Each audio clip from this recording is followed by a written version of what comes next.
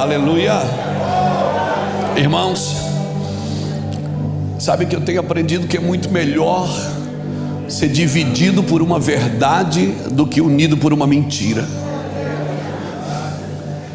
Às vezes as verdades elas nos separam, nos dividem, e muitas vezes é melhor ser dividido por uma verdade do que ser unido por uma mentira. Eu vou falar uma coisa para você: os princípios de Deus, você não precisa criar regras para protegê-los, porque é muito perigoso você criar regras para proteger os princípios de Deus, porque isso com o tempo pode se tornar um peso, porque daí você começa a guardar os princípios não mais pelo temor, mas pelas regras, e você acha que está praticando um princípio, mas não, às vezes você só está guardando porque tem uma regra, tem uma luz que acendeu ali e você está guardando o princípio pela regra.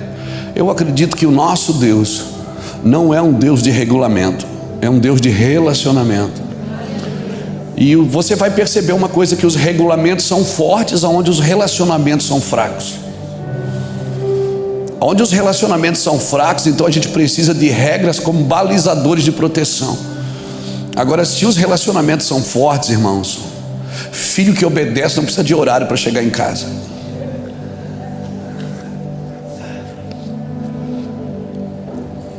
Alguém me perguntou esses dias: cara, quantos filhos você tem? Eu digo: tenho 5. Como é que você faz com os seus filhos? Eu não faço.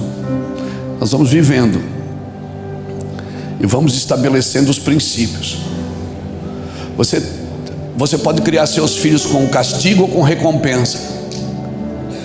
Eu acredito que Deus, ainda que Ele é um Deus que corrige aquele que ama e tem por filho, Deus ele nos conduz por recompensa.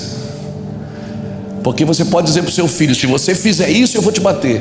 Ou você pode dizer: se você não fizer, eu vou te recompensar. Como é bom ser movido por recompensa. Como é bom. Isso não nos isenta da correção, mas nos guarda. Nos guarda, porque Deus é bom, irmãos. E se alguém precisa mudar aqui, somos nós, amém? Então, eu também não posso esperar resultados bons se eu fico fazendo as mesmas coisas ruins, né? Às vezes eu quero um resultado bom, mas eu fico praticando as mesmas coisas ruins, então não tem. Ontem nós estávamos aqui, para quem não estava, deixa eu só repetir um princípio aqui. Nós estávamos falando ontem, no finalzinho, sobre 2 igrejas que estão esperando o Senhor. As 2 têm lâmpadas, as 2 dormem, só que a diferença é que uma tem azeite. E quando há um clamor, aí vem o noivo, ela se levanta porque ela tem azeite. E eu comecei a escrever sobre isso e comecei a pensar: as pessoas, elas podem me dar ofertas, podem me dar aplausos, podem me dar reconhecimento, mas elas não podem me dar azeite.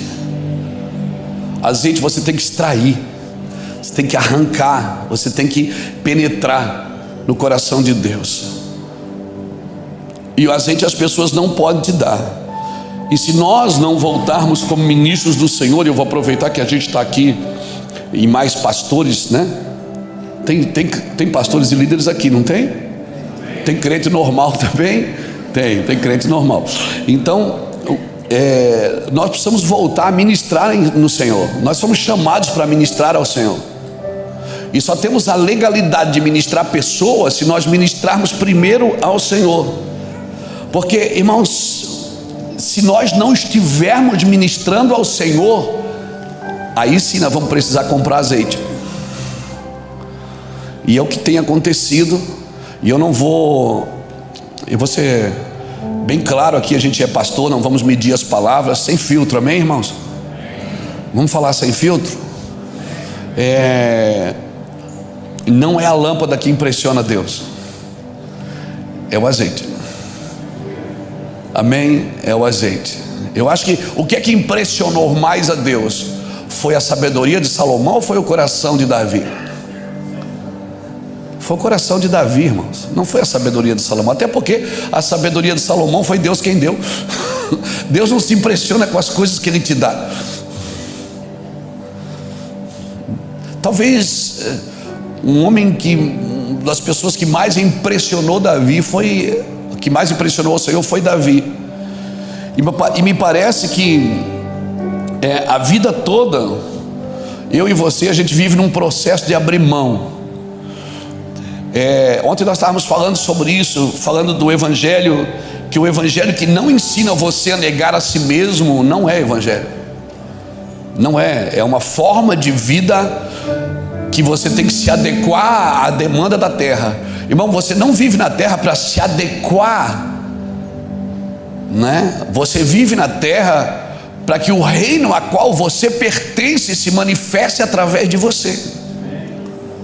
Se manifeste no seu lar, se manifeste nas suas finanças, se manifeste até no seu hobby, né? Se manifeste no seu comportamento, se manifeste, né? Ontem nós saímos daqui, fomos jantar, que só crente come meia-noite, né? E a gente estava conversando na mesa sobre isso, fomos até altas horas conversando sobre isso, porque a gente sempre falou, nós temos que nos preparar, irmão, você se preparando ou não vai acontecer. Deus vem, e Ele vai derramar, e Ele vai fazer, Ele vai edificar a sua noiva, Ele vai. Eu estando pronto ou não, porque a impressão que dá é que Deus só vem se eu estiver pronto. Se eu não tiver, Ele não vem. Não, Ele vem, agora cabe se eu fico ou não fico, se eu entro ou não entro, porque Ele veio. Quando clamou, aí vem o noivo, Ele veio. Agora, quem estava pronto, desfrutou, quem não estava. Então não tente explicar Deus, querido.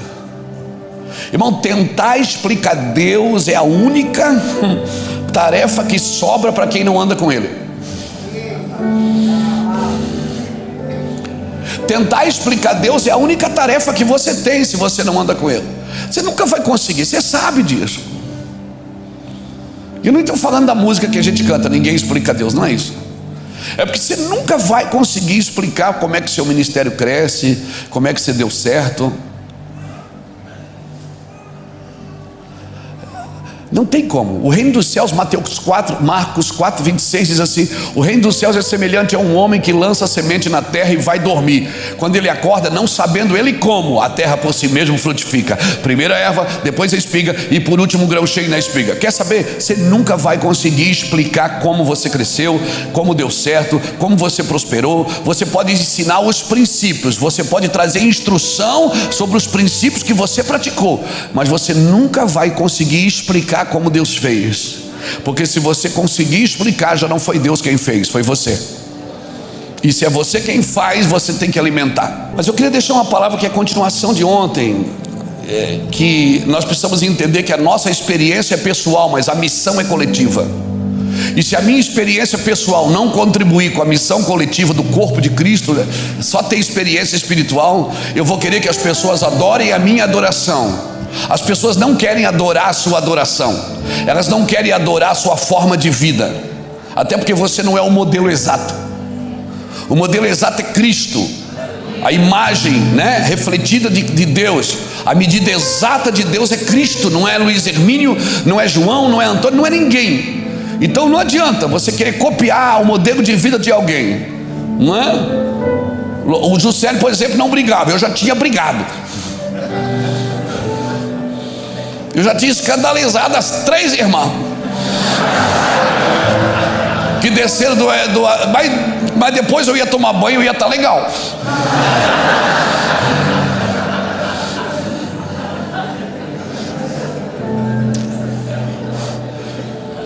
Mas por quê? Porque eu sou assim, irmão. Sanguíneo hemorrágico pingando. Eu não sou colérico, eu sou sanguíneo hemorrágico. Eu pingo. Entendeu? Mas passa rapidinho.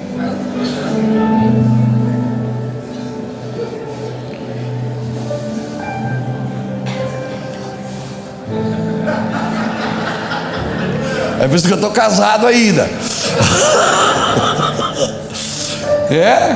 Glória a Deus. Então abra sua Bíblia comigo em 2 Timóteo capítulo 2. Que não tem muita amargura não, eu boto para fora. Mas ofende o outro, eu fico legal. E vai que Deus quer me usar para ele, né? Aí Deus quer usar eu para ofender alguém, irmão.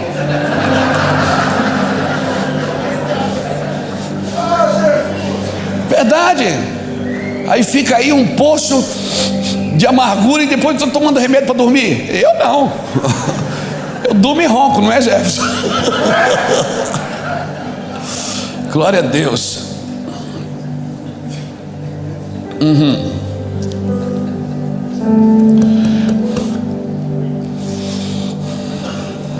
Vai para esse bom aqui. 2 Timóteo capítulo 2.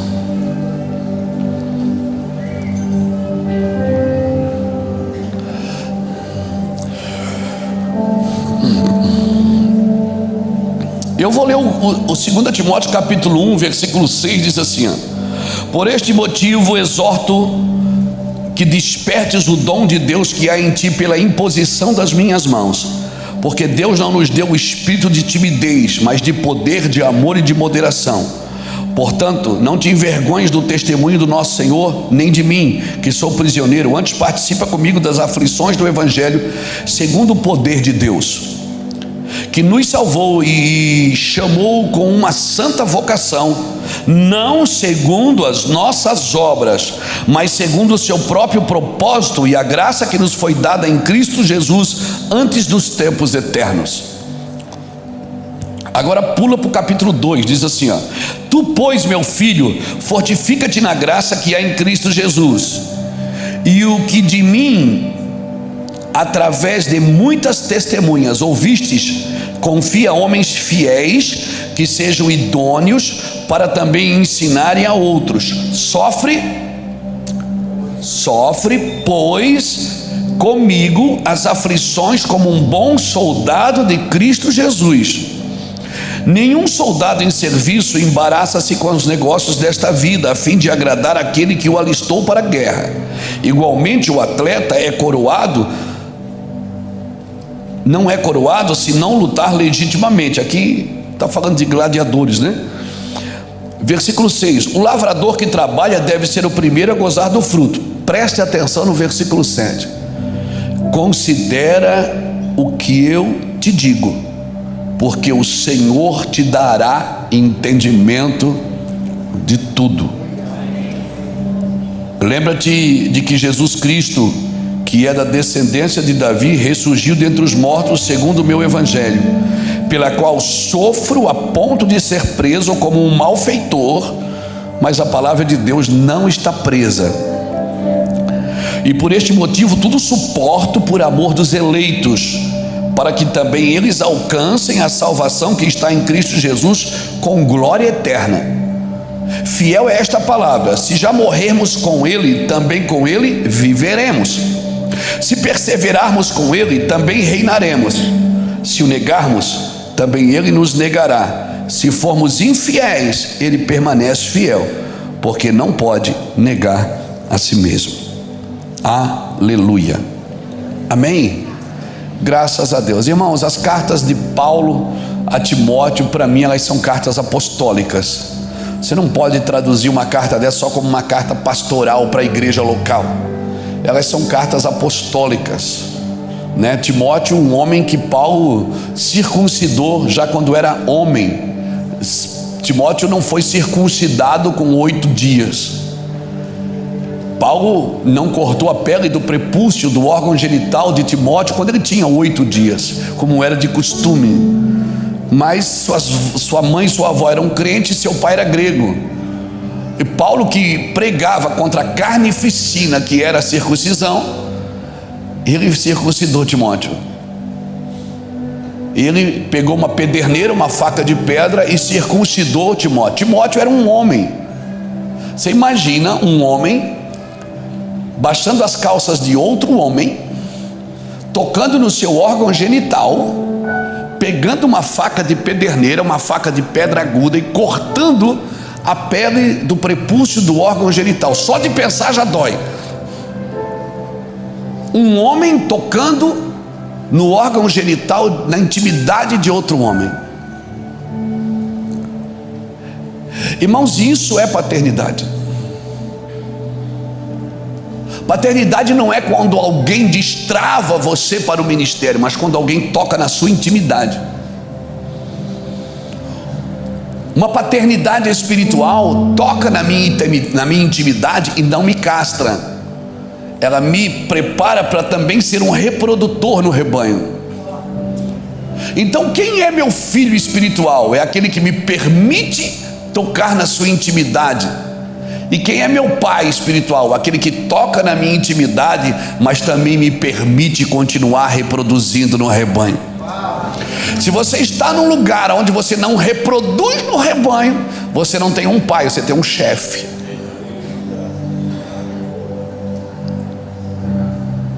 Eu falei que eu ia falar, e eu vou falar.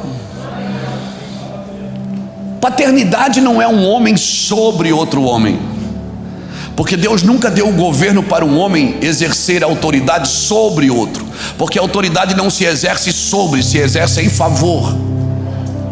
Toda autoridade é em favor do outro, não sobre o outro.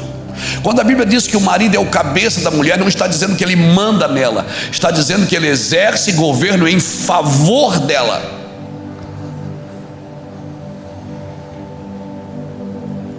Você não exerce, Deus nunca entregou um homem para outro governar. A ideia de Deus sempre foi o sacerdócio real, que todos fossem sacerdotes. É claro, existem as hierarquias, não é? Existe a nobreza da honra, de se eu servir, porque Deus me deu um coração para servir e um serviço para fazer. Eu posso fazer o serviço que foi me dado para fazer sem um coração para servir, mas é impossível ter um coração para servir sem exercer o serviço para fazer com nobreza. Então não é o serviço para fazer que Deus me deu, Ele me deu um coração para servir. E se eu tenho um coração para servir, eu vou fazer qualquer serviço com um princípio de honra, com nobreza, respeitando as pessoas que chegaram primeiro, respeitando as pessoas que estão na frente, respeitando toda a movimentação, porque há hierarquia. Deus é a glória de Cristo, Cristo é a glória do homem, o homem é a glória da mulher. A mulher é a glória do homem, o homem é a glória de Cristo, Cristo é a glória de Deus. Existe uma hierarquia. Nós precisamos respeitar isso. Um exército sem um general, ele é perdido. Então, isso não está no campo da submissão. Porque quando a Bíblia diz que eu tenho que ser submisso, está dizendo que eu tenho que ser submisso à missão, né? Às vezes o marido cobra da esposa: você tem que ser submisso a mim, mas ele não tem uma missão. Você tem que ser submissa à missão. Por isso Deus deu uma missão para o seu lar, para a sua casa, para o seu ministério. Nós estamos submissos à missão, não é só a pessoa.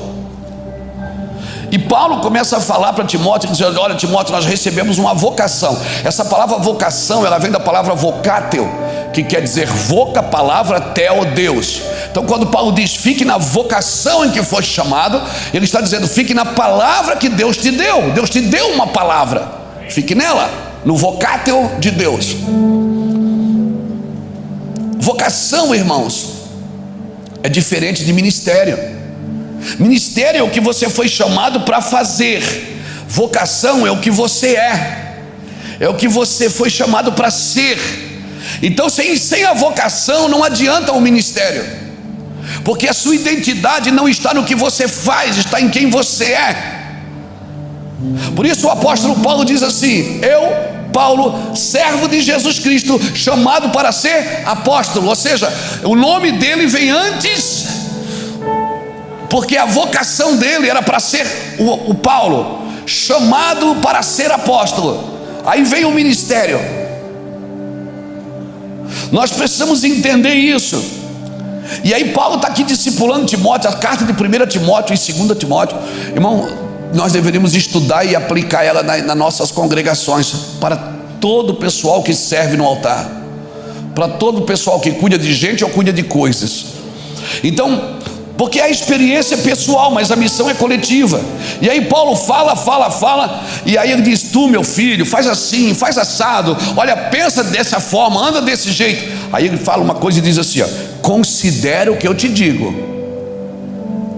porque o Senhor te dará entendimento. Paulo está dizendo o seguinte: eu te dou a instrução, mas o entendimento só quem pode te dar é Deus. Sabe qual é o nosso problema? Sabe por que nós, pastores, temos muitos problemas? É porque nós queremos trazer entendimento para os outros, quando é uma coisa que só o Espírito pode fazer.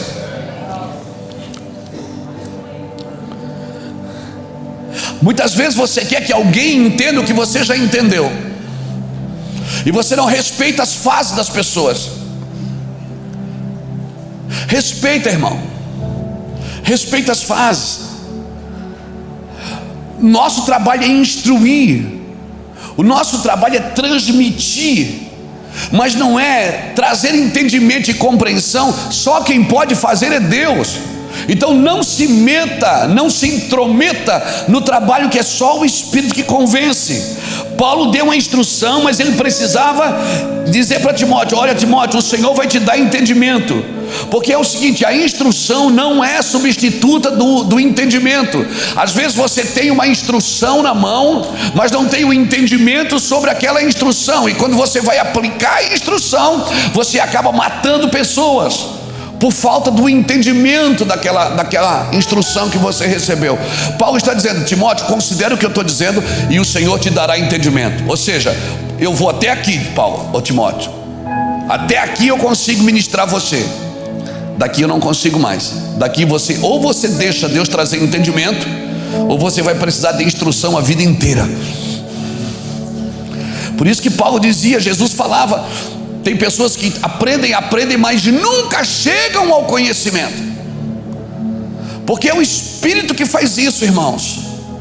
É o Espírito que faz isso. A instrução você recebe de um homem que está praticando o que já entendeu. Já o entendimento não. O entendimento, o que ele é? Uma revelação que flui de uma experiência divina.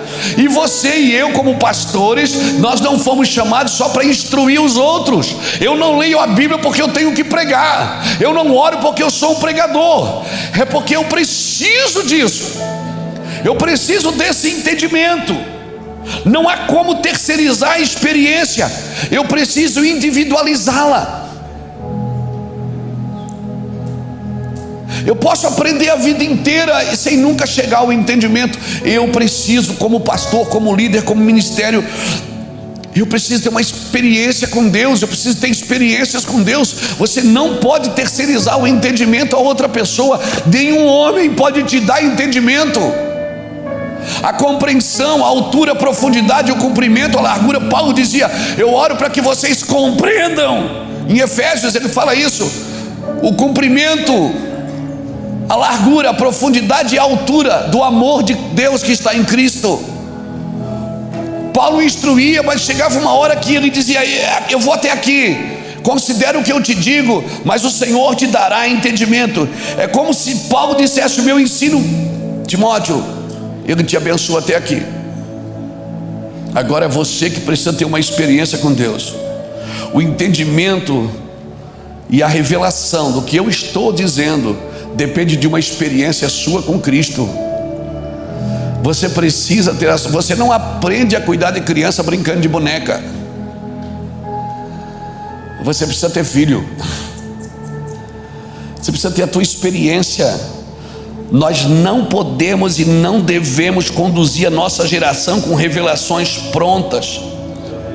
O meu trabalho como servo de Deus aqui é incentivar você a ter experiência espiritual individualizada e intransferível.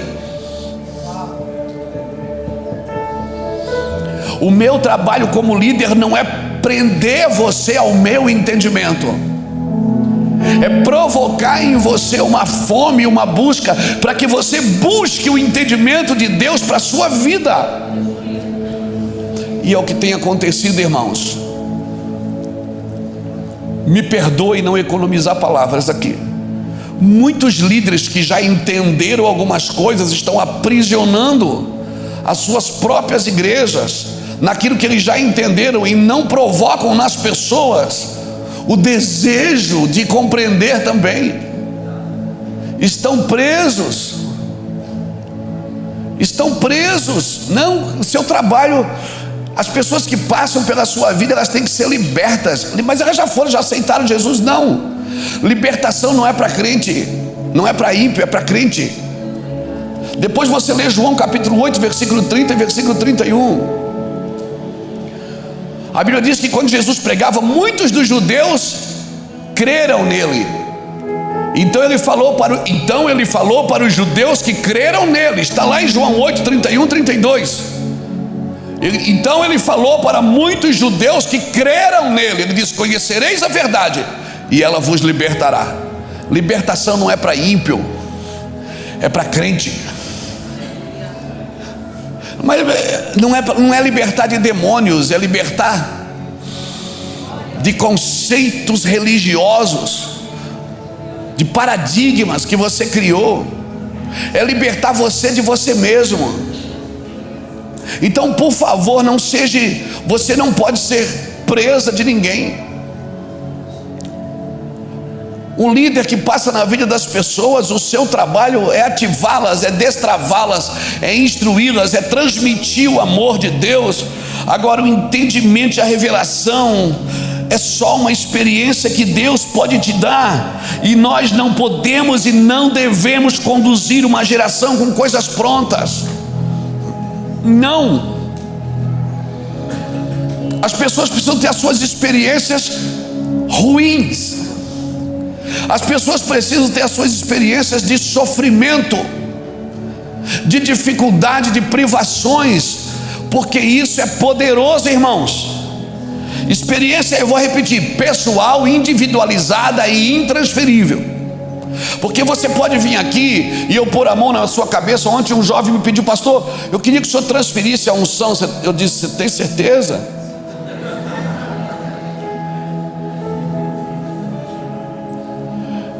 Porque a unção, ela é transferível, mas a presença não. Você precisa construir um lugar para que ele venha.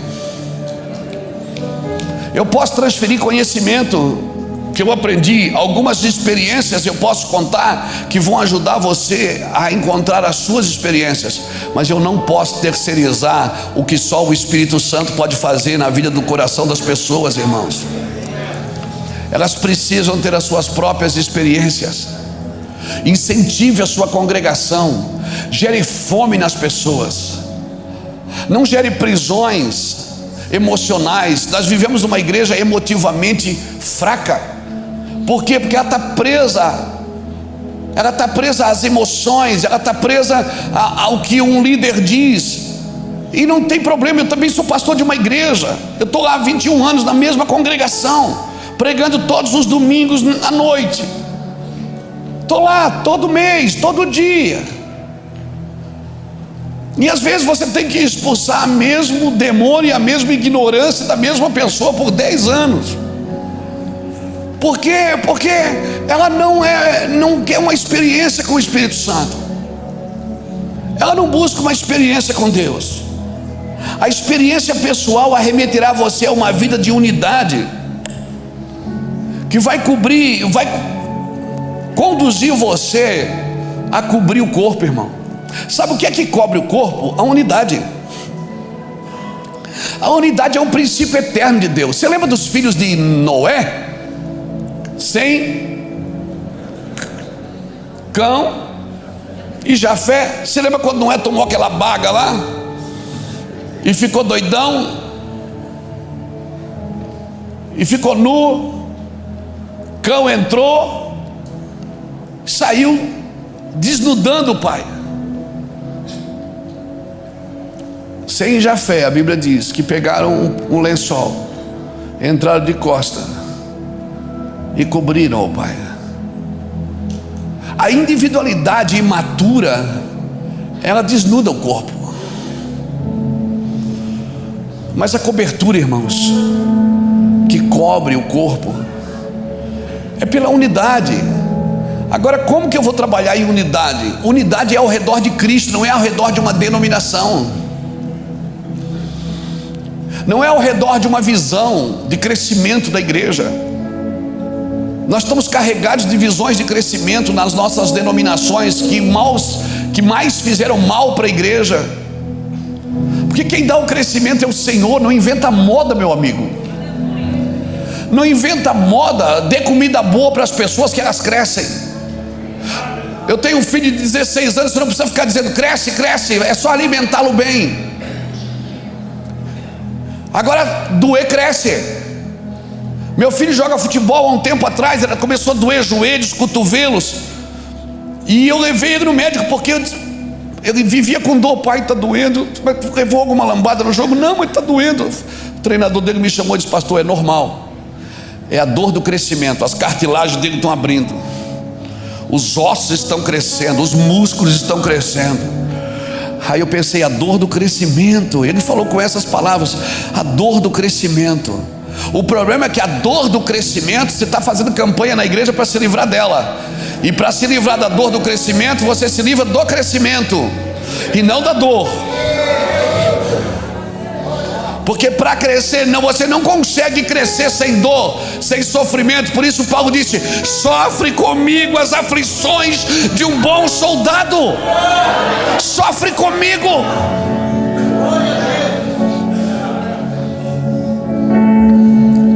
Sofre comigo as aflições de um bom soldado.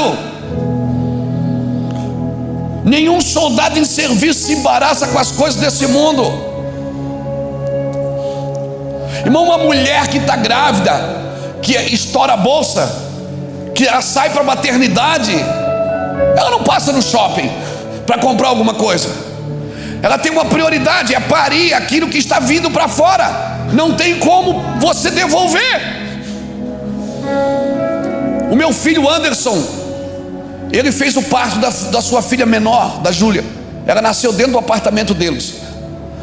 Ela estourou a bolsa, ela começou a entrar em trabalho de parto. Ele estava tudo pronto, maternidade, ele ia dormir com ela no quarto. Sabe aquele pacote que você paga para ficar junto, para filmar?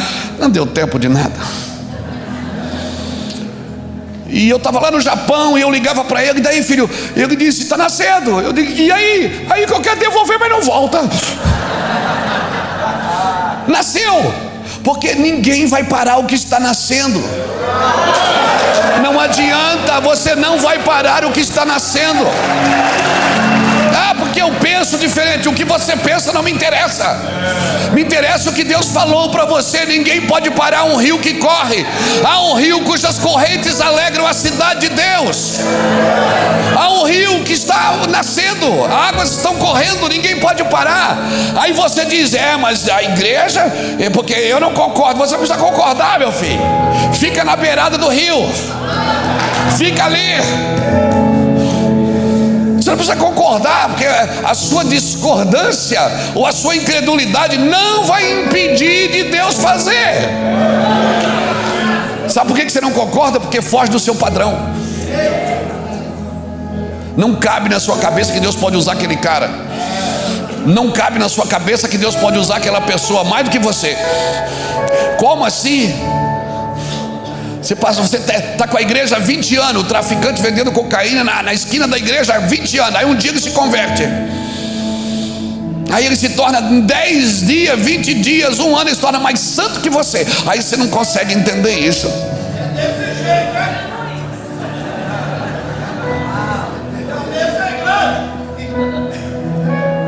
Não cabe na nossa cabeça que não, tem que ter um padrão que a gente estabeleceu, o padrão evangélico. Tem gente que acha que Deus aceitou Jesus e veio congregar na igreja evangélica. Deus é evangélico, sabia? Ele é da minha igreja. Deus é santo, irmãos. Ele ama toda a terra. Ele ama tudo, Ele quer salvar tudo. Agora é claro, eu preciso de ajuda. Eu não estou anulando o serviço pastoral, eu não estou anulando o serviço apostólico, eu não estou anulando o serviço do mestre, do evangelista, do profético. Não. Eu estou dizendo que o nosso serviço ministerial, ele vai até uma parte. Não se intrometa naquilo que Deus ainda não trouxe entendimento. E vai até aqui. Vai até aqui. Lázaro, quando ressuscitou, Jesus olhou para quem estava e disse: desataio. Ou seja, depois de ressuscitar, precisou de alguém para desatar. Mas a ideia era: desatai-o e deixai-o ir. Porque tem gente que desata da morte, mas ata em si. Desata da morte, mas ata na denominação. Desata na morte, mas ata nas suas próprias ideias. Desatai-o, irmão. Você vai precisar de alguém para te instruir. O Espírito te ressuscita, mas outra pessoa que te desenfaixa. Isso está tudo certo, mas tem que desenfaixar e deixar ir. Se não está deixando você ir, quer um conselho? Vai. Mas é rebeldia.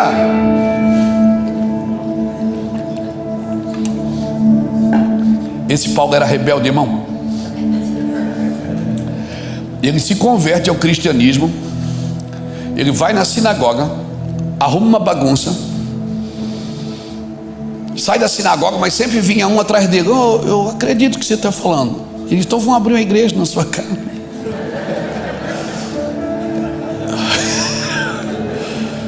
Eu fazia assim, ele ia na sinagoga, ficava lá, daqui a pouco ele pedia a palavra. Toda a cidade que ele entrou, eles expulsavam ele, e quem expulsava ele não eram os ímpios, eram os judeus. Expulsava ele, daí vinha sempre um atrás: cara, é forte o que você está falando. Ele diz: eu sei, é mistério. O cara disse: como é que eu faço isso? Ele diz: vamos abrir um PG lá na sua casa, vamos abrir uma célula. Irmão, Davi saiu da casa de Saul, e Deus foi com Davi, não ficou com Saul. Nem sempre rebeldia, o rebelde é quem sai, às vezes o rebelde é quem fica.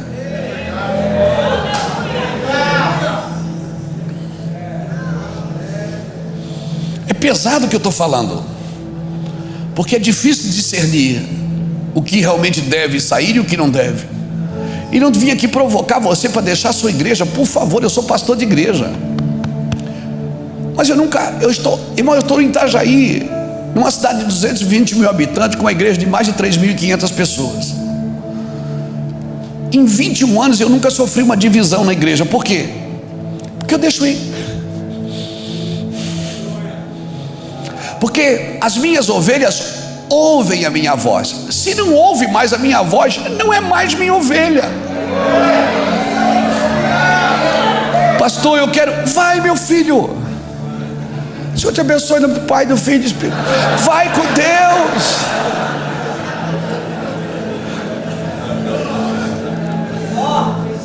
E eu vou deixar de dormir amargurado porque o irmão saiu, levou 20 das minhas ovelhas. Elas não eram suas. Só tem sentimento de perda quem tem sentimento de posse. Anota isso. Só tem sentimento de perda quem tem sentimento de posse. Quem é livre, o cara chega lá e diz: pastor, eu estou sentindo. O Fernando agora foi para Floripa, vinha 40 pessoas de Floripa todo domingo congregar em Itajaí. O Fernando foi lá e fez um culto no hotel. Pastor, o povo lá, o que é que o senhor acha? Vai, Fernando. Abriu a igreja no meu avô Floripa. Perdi um braço direito. O cara, o menino que está comigo há 18 anos, um filho, sabe, foi. Quando eu não estou em Itajaí, é ele que falava, ele que pregava. Eu ligava para ele: Fernando, hoje eu não estou legal. Você prega? Prega. Foi, está lá, está feliz da vida, com 100 e poucas pessoas lá. E o pior não, melhor, estou mantendo ele financeiramente, até a igreja poder mantê-lo. E o melhor, ele é o presidente da igreja, que ele está abrindo. Porque eu não estou cuidando de filhos, eu estou cuidando dos próximos pais. Nós estamos discipulando os próximos pais. E eu digo para eles: faz o mesmo. Quando eu eu faço isso com alguém e eu vejo quem anda comigo não fazendo o mesmo, aí me preocupa. Agora tem uns filhos perigosos, né, irmão? Tem uns filhos de Belial não, tem uns filhos que são encrenca. Por quê? Porque ele acha que a unção é dele. Não, irmão, a unção é da casa. Quando Agar estava grávida de Abraão, ela começou a destratar Sara, porque ela pensou, ela não tem filho, eu tenho. Sara foi lá e destratou ela, brigou com ela, ela fugiu. Quando ela foge, ela encontrou um anjo. Aí o anjo diz assim: Agar, de onde vens e para onde vais? O anjo fez duas perguntas para ela. Ela só responde uma. Ela disse: eu venho da casa da minha senhora. Ela não responde para onde vai. Por quê? Porque ela estava fugindo. Quem está fugindo não sabe para onde vai. Ou você anda na unção do fugitivo ou na unção do enviado. O que é que o anjo falou? Volte, se submeta à tua senhora, porque a seu tempo eu farei de ti também uma grande nação. Chegou um dia que o próprio Deus falou para Abraão, endureceu Abraão e disse: Abraão, manda Agar embora com o filho. Meu filho, manda embora. Então, se alguém estiver te mandando embora, fica sorro, fica tranquilo. Deus está te libertando. Você precisa entender isso. Agora Agar precisava saber que o filho que ela carregava, a unção, o que ela estava gerando não era dela, era da casa. Quando ela alcançou a legalidade de cuidar daquilo que Deus deu para ela, Deus despediu ela. Então, irmão, é fácil, é simples viver sem rebelião na igreja. É simples viver sem divisão. Como? Desata e deixa aí. Ninguém é dono de ninguém, meu amigo. Ninguém, os filhos que você gerou biológico, que saiu de você, um dia vai casar e vai embora, e vai vir só domingo comer a sua maionese, vai estacionar o carro na sua garagem. Verdade? Eu estou falando sério. Você vai procurar um tênis no guarda-roupa, cadê meu tênis? Ah, o teu filho teve aqui e pegou. Como? É meu? É nosso, pai. Ô pai, se liga, é nosso. Então, ou você tem pai ou você tem chefe. Então entende o que eu estou te instruindo, e Deus vai te dar entendimento. Pega a instrução, mas procure entender. Não faça amargura por divisão, irmão. Você vai ficar o dia inteiro: ah, mas me traíram. Irmão, traição é quando alguém faz mal para você. Amargura é quando você faz mal para você. Você vive amargurado, se liga, irmão, vai comer um McDonald's, sai fora, vai passear, se liga, vai gastar o dinheiro da oferta com a sua esposa, vai comer fora, leva ela para comer um prensadão ali, né? Claro, pô. E o cara está amargurado porque 3 pessoas saíram da igreja, levou 20 com ele, não era seu. Fica tranquilo, irmão, descansa, relaxa, não tire a semente da mão de ninguém. O que eu não posso fazer é substituir algo errado por algo falso. Tem coisas que passam na minha vida que são erradas, mas tem coisas que são falsas. Ah, mas eu penso diferente. Pensar diferente pode ser perigoso. Você precisa pensar como Cristo pensa. Como Cristo pensa. Cristo foi para a cruz, fugiu todo mundo. Ele ressuscita, vai lá e traz todo mundo de volta. E só não veio Judas, porque Judas correu para o lado errado. Mas Judas não, ele não se arrependeu, ele teve remorso. Ô irmão, isso é uma piadinha que a gente criou. Ele se arrependeu sim, ele foi lá devolver o dinheiro. O problema é que ele correu para a religião. A religião não te ajuda quando você se arrepende, ela põe mais penitência sobre você. Se ele tivesse corrido para a cruz em vez de correr para a religião, ele tinha ouvido Jesus falar: Pai, perdoa, porque eles não sabem o que fazem. Mas a religião não te ajuda quando você corre para ela. Não, então cuidado para quem você abre o seu coração, cuidado para quem você conta as suas mazelas, cuidado para quem você conta as suas brigas, as suas dificuldades, as suas tentações, para que isso não seja usado contra você um dia. Quando você fizer uma caca, não corre para a religião. A religião vai mandar você subir escada, vai mandar você botar dinheiro em envelope. A religião vai botar mais carga sobre a sua vida. Corre para a cruz, se jogue nela, coloque tudo na cruz, pendure tudo na cruz. E se alguém disser que você precisa mais do que o sangue de Jesus, é anátema. É anátema. Não substitua algo errado por algo falso. Nós vivemos de graça. E graça eu preciso compreender, porque tudo que falamos e não entendemos, corrompemos. Se eu falo de uma coisa que eu não entendi ela, eu corrompo. Estou corrompendo. Graça. João capítulo 1, versículo 17, João diz assim: a lei foi dada por intermédio de Moisés, mas a graça e verdade vieram, não foi dada, vieram.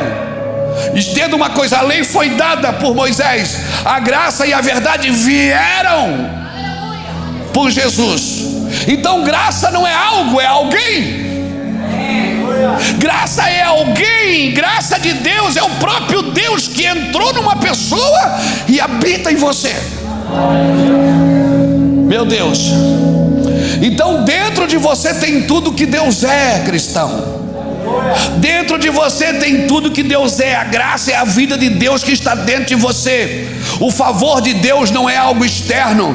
Ah, Deus me deu esse relógio. Esse relógio, meu Deus, é um relógio caro. Deus me deu esse iPad, eu ganhei de um discípulo lá de Portugal. Esse iPad é caro. Deus me deu, é a graça de Deus me abençoa. Não limite a graça em coisas materiais. As coisas materiais são mimos de Deus, presente. Você foi fiel, Deus vai te abençoar e vai te dar muito mais. Graça é alguém vivendo dentro de você, fluindo através da sua vida, do seu comportamento, fluindo através da sua liberdade. Aleluia! A graça é crescente. Pastor, então não tinha graça na velha aliança? Tinha sim. Na velha aliança, pela graça, Davi pegou Mefibosete, trouxe para a mesa. Davi sentou Mefibosete na mesa. Isso é graça. É pegar alguém de uma família que só fazia mal para você e trazer para a mesa. E sabe quando Mefibosete ficou na mesa, sabe o que aconteceu? O defeito dele não aparece, porque fica escondido debaixo da mesa. Quando você está na mesa com o rei, o defeito não aparece. Então a graça tampou o defeito de Mefibosete. Mas a graça crescente, quando Jesus veio e trouxe ela. Pedro e João, na Porta Formosa, no capítulo 3, olharam para um paralítico e não tamparam o defeito. Disseram: nós não temos prata nem ouro, mas o que nós temos, levanta e anda. Olha para nós. A graça é crescente. Amém? A graça não tampa o defeito, ela cura o defeito. A graça não cobre o problema, ela liberta do problema. Oh meu Deus, você está me entendendo? Amém, irmãos? Graça é você saber quem você é. Eu não sou preso porque eu estou em Roma numa cadeia, porque foi na cadeia que Paulo recebeu as cartas que libertaram povos. Imagina, o cara estava preso recebendo instrução que libertou gerações. Eu não estou preso porque eu estou na ilha de Pátimo, porque foi na ilha de Pátimo que João recebeu revelações que muitas nem se cumpriram ainda. Então, eu não estou preso porque eu estou algemado numa cadeia em Roma. Eu estou preso porque eu estou preso na vontade de Cristo. Eu posso estar preso num ambiente gerando libertação para outros povos. Não é o ambiente que forma você, é você que vai formar o ambiente. Porque Jesus venceu no deserto e Adão caiu no paraíso. Não é o paraíso que te torna perfeito e nem o deserto que te torna maldito. Agora saiba, Deus vai usar você para mudar ambientes.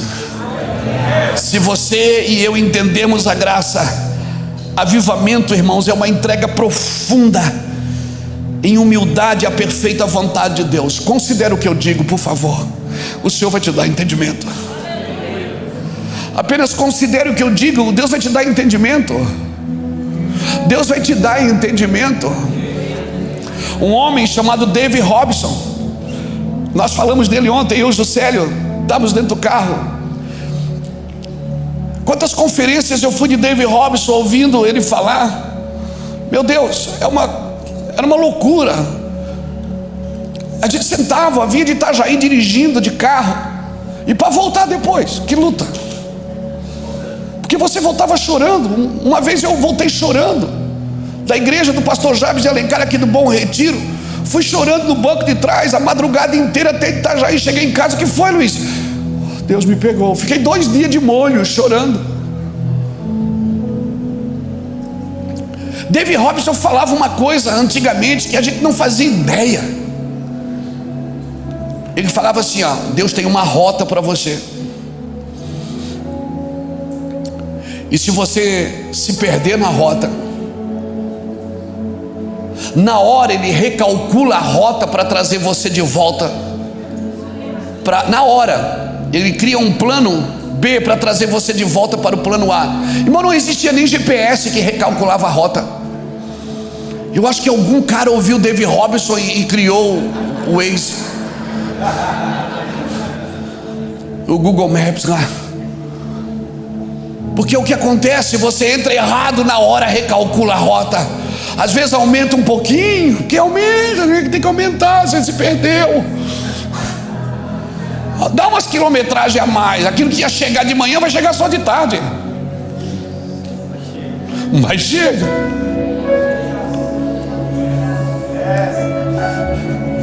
David Robson falava isso pra gente, a gente ouvia, a gente compreendia, dizia aleluia, mas não tinha o completo entendimento. Porque tem muita coisa que Deus fala que Deus recalcula a rota. Sabe qual é o problema? É que quando você sai do plano da rota, e aí você não está com o Wi-Fi ligado, sabe? Então mantenha o Wi-Fi ligado mesmo se você se perdeu na rota. Porque se você se perdeu na rota, você vai ficar triste, vai carregar culpa, vai ficar com dor, vai ficar depressivo. Mas se você está ligado no coração de Deus, na hora Ele vai reformular a rota e vai dizer: volta aqui, Luiz, volta aqui. Mas Senhor, eu me perdi, Senhor, eu fiz isso errado, Senhor. Ei, eu tenho uma rota para você e ninguém vai tirar você da minha rota. Irmãos, quando a falta de amor e confiança entre os crentes, somente um avivamento pode restaurar isso. Não adianta você fazer programa de comunhão, você pode fazer o que você quiser, só um avivamento. Você pode fazer retiro, vamos gerar um retiro de comunhão para a gente ficar mais junto. Vai ficar junto, unidade é de dentro para fora, irmão. Você pode criar festa, você pode criar o que você quiser para tentar provocar.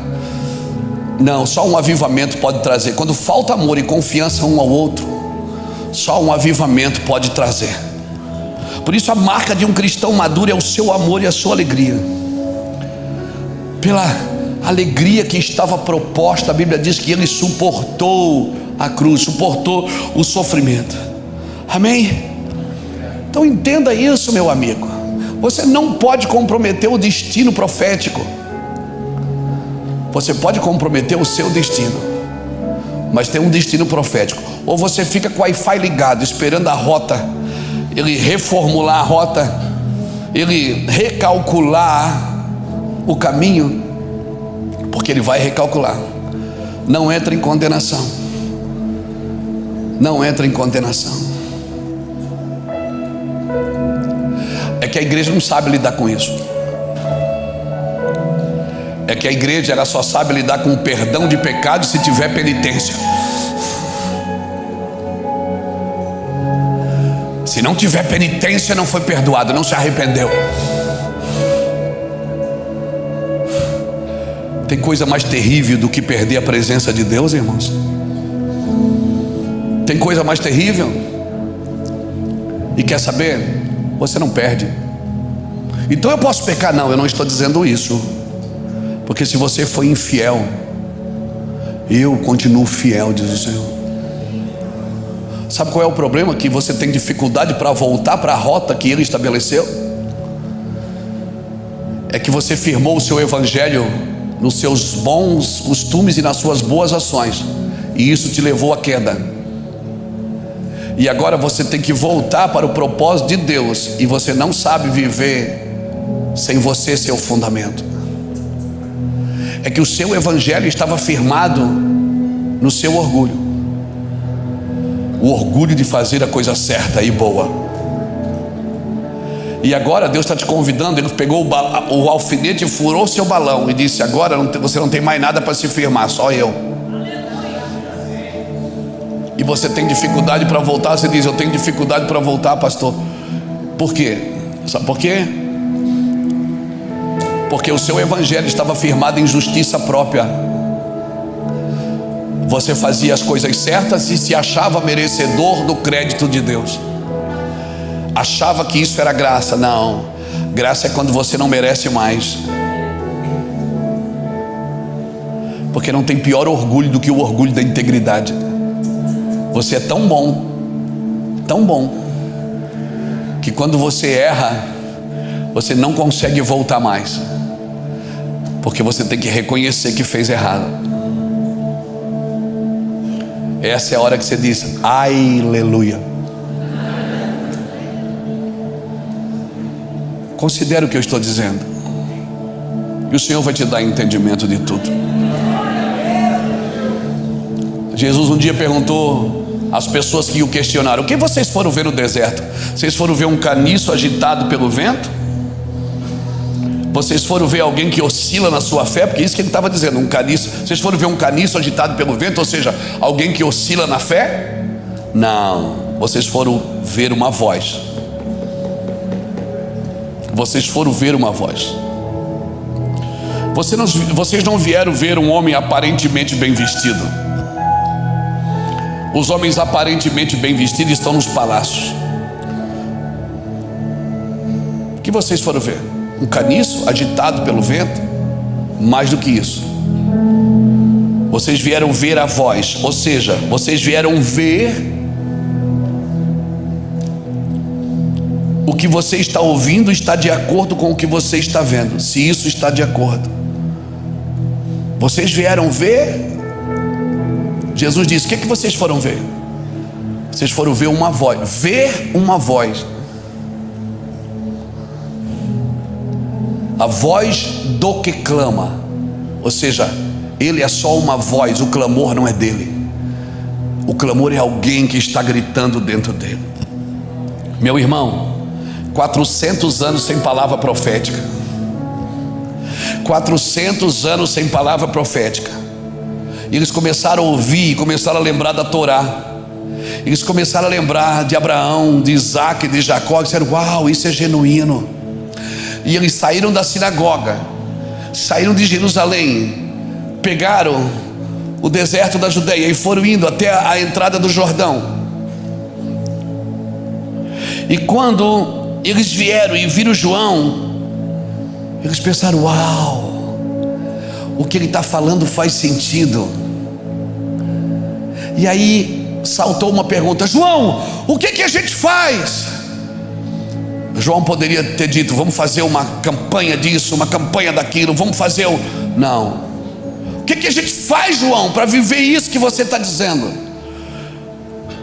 Sabe o que João fez? Ele trouxe para um lugar prático. Ele disse: quem tiver 2 túnicas, reparta com quem não tem.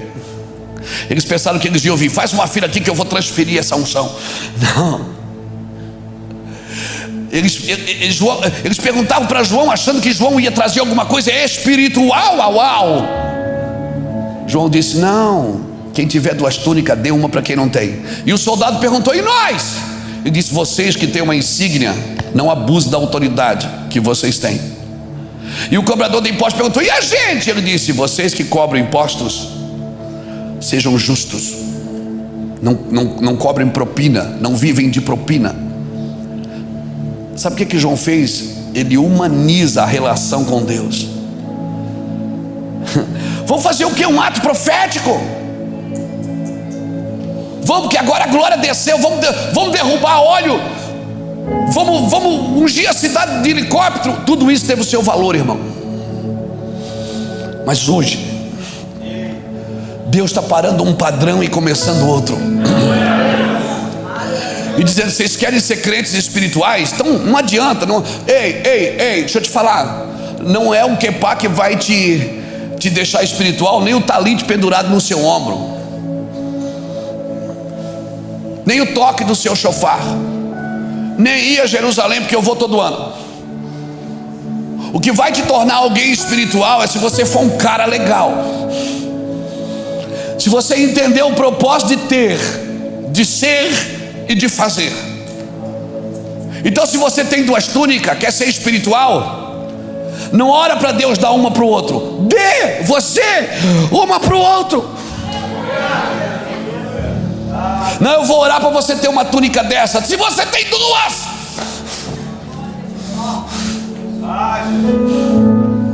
quem quer prosperar, vem aqui que eu vou orar. Dê a condição que você alcançou para as pessoas que estão perto de você conseguirem alcançar o que você alcançou também.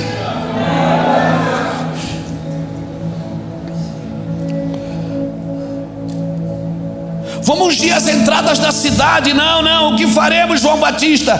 João Batista direcionou o povo: reparta seu pão, não abuse da autoridade, produza frutos de arrependimento, não crie expectativa em mim. Ele disse: não crie. Ele dizia: tu és o Cristo? Ele dizia: não.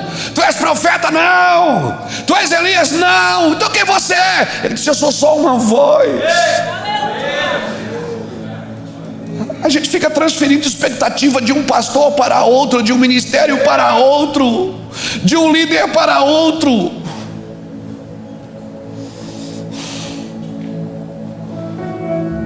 Não. João Batista, ele disse: eu tenho o coração aqui de cumprir, não é o coração de fazer. Irmão, o coração de fazer não é o coração de cumprir. Às vezes você tem um coração para fazer, mas no que você faz não cumpre a profecia, não cumpre o propósito. A grande comissão, ela não é uma sugestão, não é a grande sugestão, é uma grande comissão.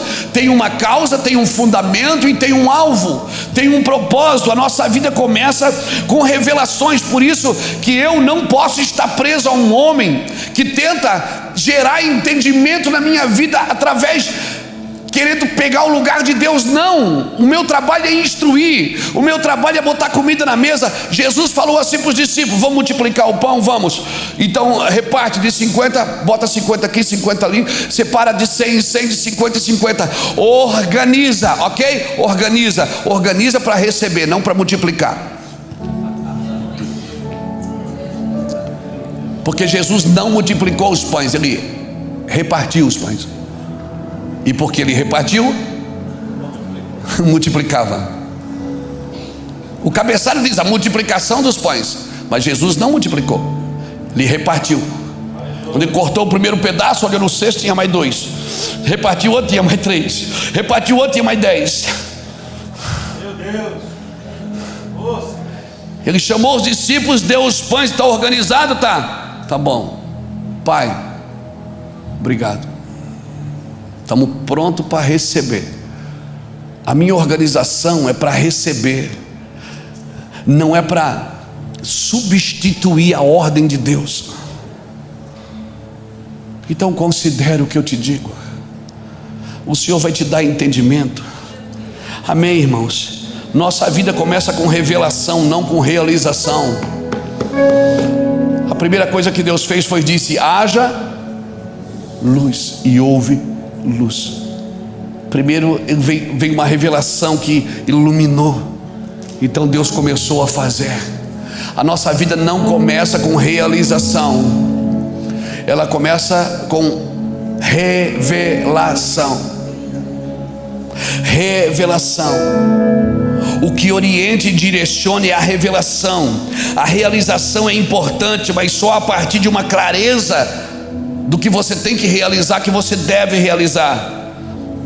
Lá em Itajaí a gente usa um fundamento que a gente diz: esclarecer, estabelecer e expandir. Não dá para expandir o que não está estabelecido, não dá para estabelecer o que não está esclarecido. Primeira coisa é esclarece, estabelece e expande. Não dá para expandir uma coisa. Por isso que muitas visões de crescimento romperam, bateram no teto e blum, derrubou a igreja com tudo que tinha dentro. Por quê? Porque não foi claro, não foi claro, não foi estabelecido, fugiu do propósito de Deus. Crescimento, irmãos, é Deus quem dá. Um planta, o outro rega, mas quem dá o crescimento é o Senhor. Nossa vida deve começar através das orientações do Senhor, revelada para nós. Jesus é a resposta para suas perguntas intelectuais. Suas perguntas intelectuais são respondidas com a glória de Deus.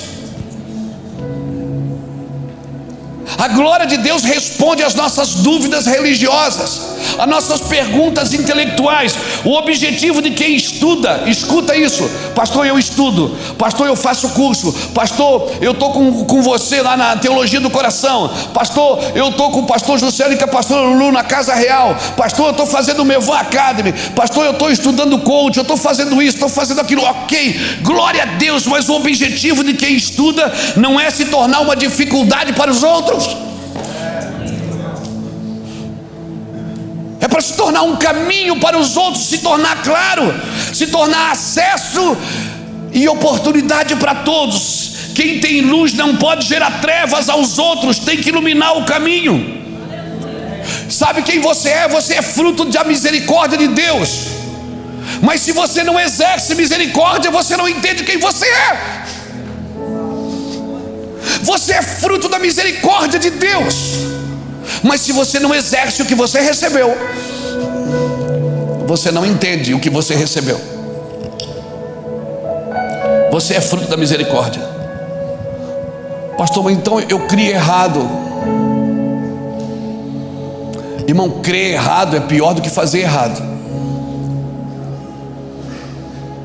Porque tem gente fazendo errado porque não sabe fazer o certo, mas crê certo.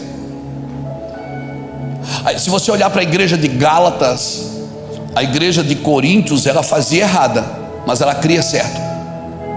Por isso que foi para ela que Jesus falou de casamento, falou de dons, falou de ministérios, falou do Espírito, falou de amor. Tem 2 cartas para Coríntios, porque ela fazia tudo errado, mas ela cria certo. Para a igreja de Gálatas é o contrário, ela fazia certo, mas ela cria errado. Paulo foi severo com Gálatas, porque ela fazia tudo certo. Você olhava Gálatas por fora, uau, e ele dizia: ó Gálatas insensatos, insensatos,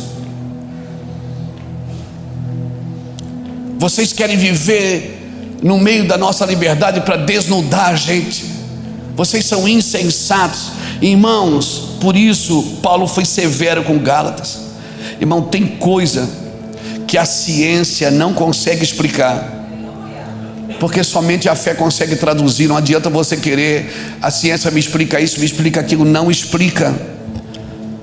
A minha pergunta é: você vê na Bíblia Jesus censurando alguém com a sua santidade?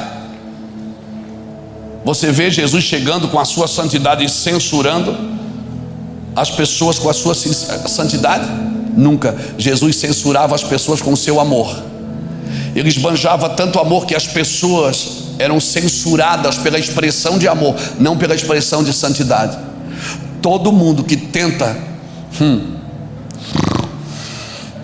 Todo mundo que tenta censurar você pela sua postura de santidade, sai daí, meu irmão. O que censura a gente é o amor de Cristo.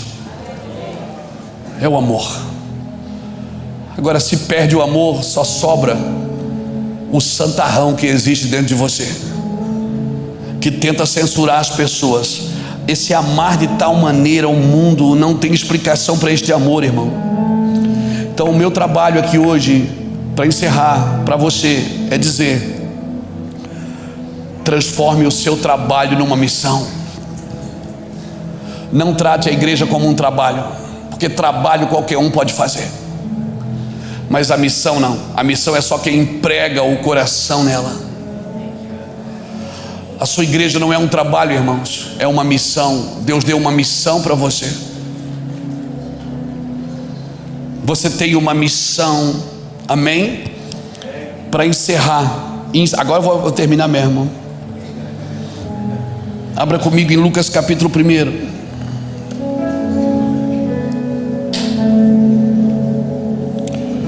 Pastor, que luta então?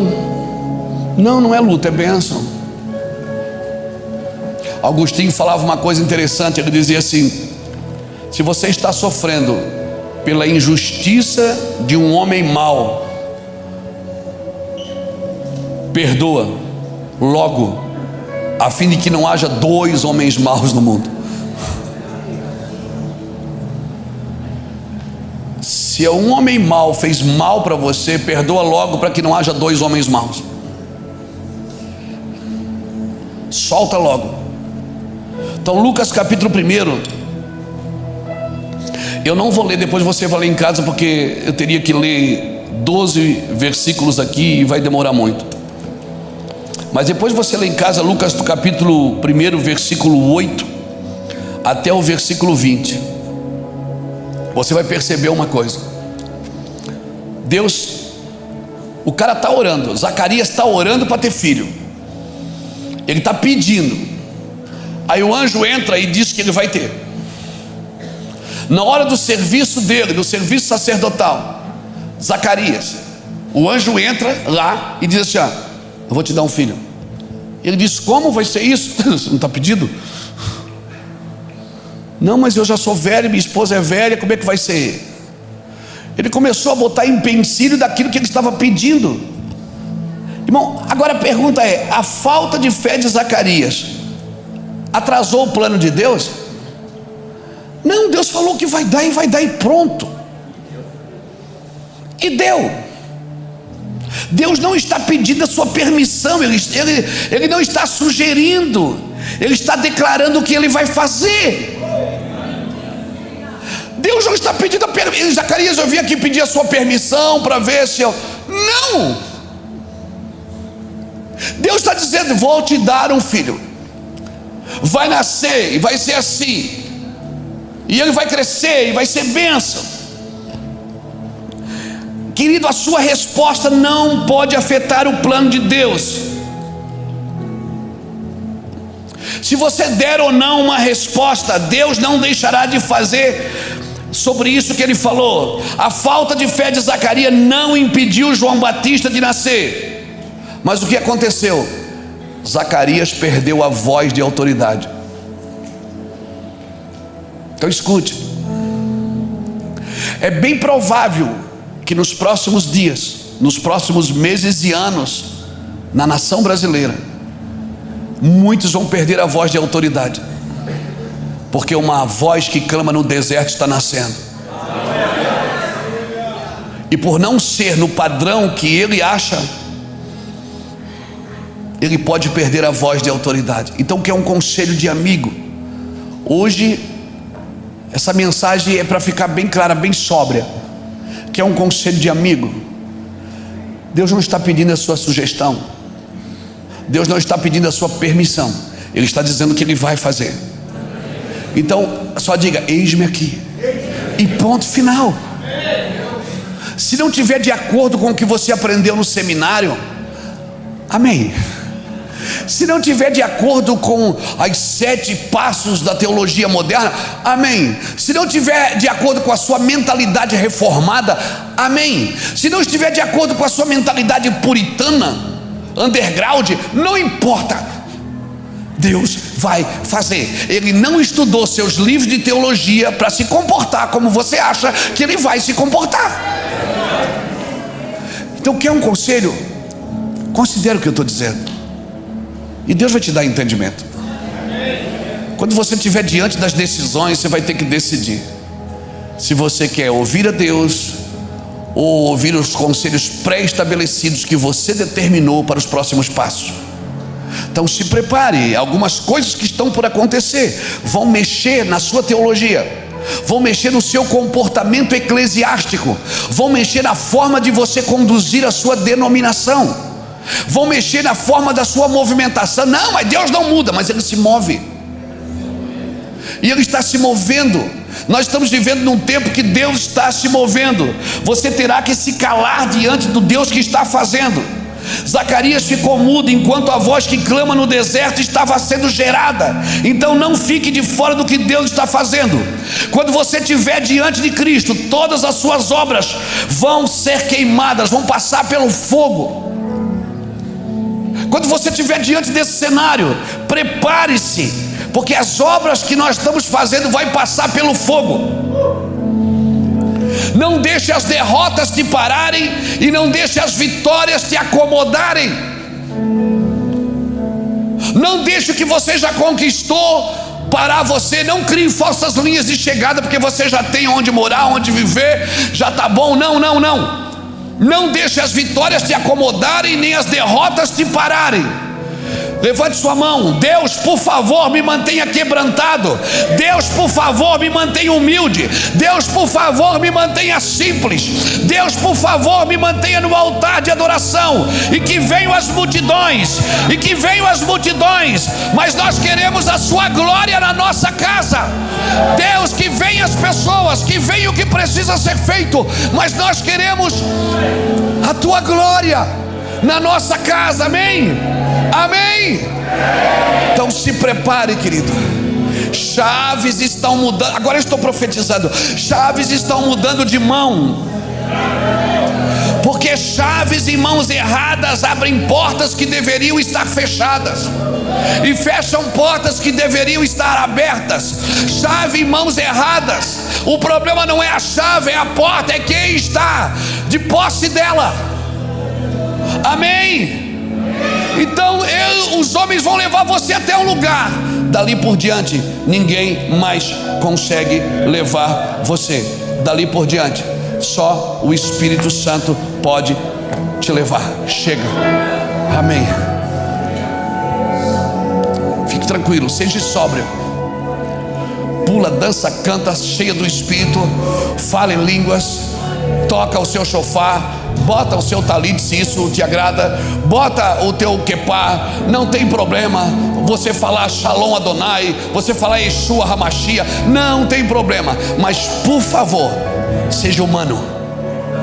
Considere o que eu te digo, e o Senhor vai te dar entendimento. Não permita que ninguém traga entendimento pronto.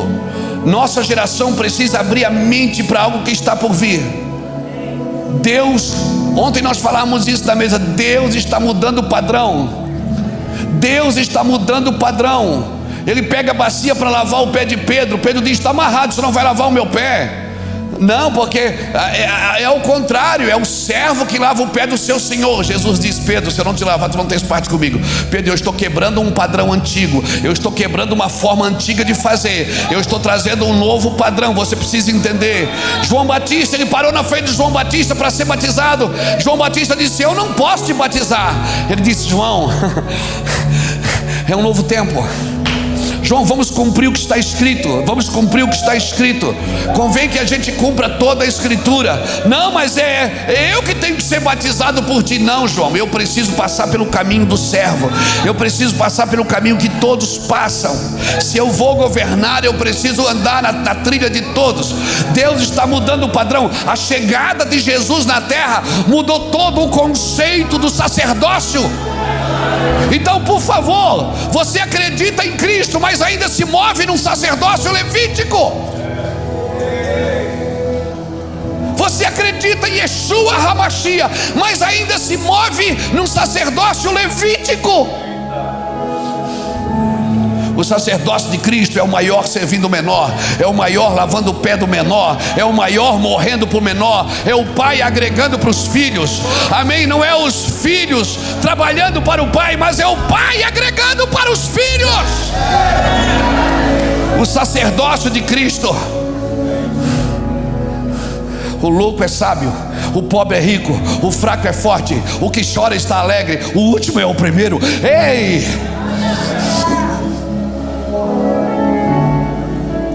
Então não adianta, vamos trazer a arca, vamos botar a arca nas costas, vamos atrair a presença. Não atrai a presença sem antes estabelecer um sacerdócio real. Por isso que Davi, na primeira tentativa, foi frustrante, porque ele fez a coisa certa com as pessoas erradas, da forma errada. Foi para casa frustrado e disse: e agora, como é que eu faço para trazer a mim a arca do Senhor? Aí ele consulta os anciões, e os anciões dizem: Davi, está escrito, ninguém pode trazer a arca a não ser os levitas, os sacerdotes. Ele disse: ah, então é isso, Davi. Então, por favor, não traga a presença, não ore para que a presença venha sem um sacerdócio correto. Eu e você, o que nós precisamos agora não é atrair a arca, é preparar um sacerdócio que não tem ambição, que não tem ganância, que não pensa em si mesmo. Sim, que está trabalhando para o corpo de Cristo ser edificado, que não enriquece sozinho, que não prospera sozinho, que não come sozinho, que não aparece sozinho. Ah, Davi, mas eu tenho um recado para você. Nos últimos dias eu levantarei a casa de Davi que está caída, restaurarei o seu sacerdócio, restaurarei a sua forma. Aí vocês vão poder trazer a minha presença de volta. As congregações serão cheias da minha glória. Ei, você não vai depender mais de um pregador famoso para atrair pessoas. Você não vai precisar mais de uma banda famosa para atrair pessoas, porque a minha presença vai atrair pessoas.